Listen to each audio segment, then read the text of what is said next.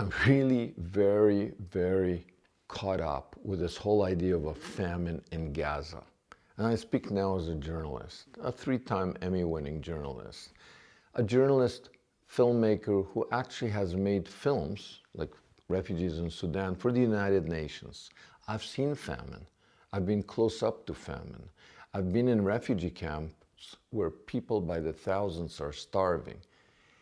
Gaza is not one of those places. There is no famine in Gaza.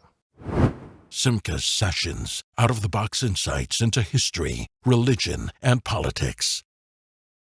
If you like this content, don't forget to like and subscribe and share. And if you really like and you want to support, become a member. This is a new thing.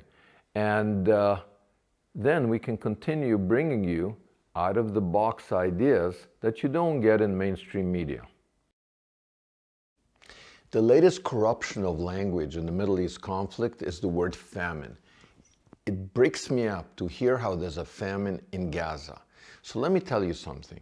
I'm a journalist, 3 Emmys in investigative journalism. I've made films for the United Nations in refugee camps on famines. And let me report to you, in Gaza today, there is no famine.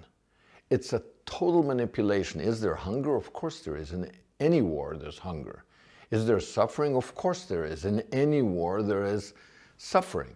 And there is suffering in Gaza because of a war that the Gazans started against Israel. But is there famine? No. What there is pictures, like you've seen, of a mother with her starving child, skeletal child. Look at the mother. You don't have to be an expert in media. The mother looks well fed. In any famine, the mother looks worse than the child because they give them the last morsel. But here, the mother looks well fed and she's holding the poor, sick kid who's being exploited to look like a starving kid because he's dying from, obviously, other things. And they've been set up and lit to look like the Virgin Mary and Jesus. They're just tapping into every antisemitic trope there is. They're the Jews, they're killing Jesus again. You're being manipulated. The only people starving in Gaza are the hostages, the Israeli hostages. They look, in the pictures put out by Hamas, their captors, they look like Auschwitz victims. So you have to get with it. You have to understand that this is a total manipulation. Israel is the first country in the world expected to supply humanitarian aid to the people that attacked them. Did America drop humanitarian aid over Japan in World War II? No, they dropped nuclear bombs. So here's the news. Don't be a patsy. Don't be manipulated into supporting a terror group.